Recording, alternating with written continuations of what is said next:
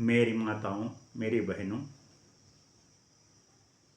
मेरा आपसे एक अनुरोध है कि जब भी आप भोजन के समय भोजन जब परोसते हैं, रोटी परोसते हैं अपने घर के परिवार के सदस्यों को,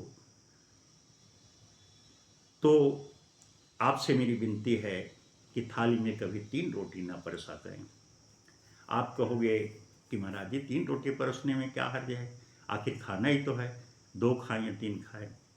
लेकिन मेरी माताओं, ऐसा हमारे ग्रंथ में, हमारे पुराणों में, गरुड़ पुराण में उल्लेख है कि 3 रोटी मृत आत्मा के लिए परोसा जाता है। अक्सर 13वीं त्रयोदशी के भोज वगैरह में ये 3 रोटी परोसने का विधान है। इसलिए ये 3 रोटी जो है मृत आत्माओं के लिए होता है। जीवित इंसान को 3 रोटी कभी एक साथ एक बार में नहीं परोसना चाहिए। मेरी माताओं, अगर 3 रोटी ही देना है तो पहले 2 रोटी परोस दीजिए, उसके बाद खाने के लास्ट अंत में फिर 1 रोटी दे दीजिए। इस तरीके से 3 रोटी परोस सकते हैं। या 2 रोटी देने के बाद तीसरी रोटी को, 1 रोटी को 2 टुकड़े करके उसमें डाल दीजिए और इस तरीके से आप भोजन अपने लोगों को, अपने परिवार के सदस्यों को या किसी भी इंसान को आप परोस सकते हैं।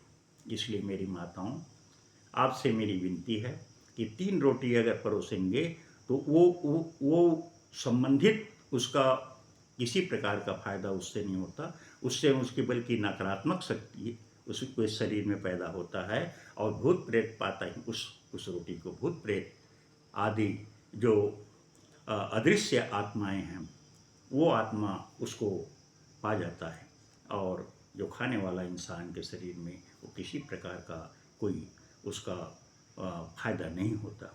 इसलिए मेरी माताओं, आप लोगों से अनुरोध है कि आप कभी भी भूल करके भी 3 पूड़ी 3 रोटी एक साथ थाली में ना परोसा करें। बोलिए भक्त और भगवान की जय।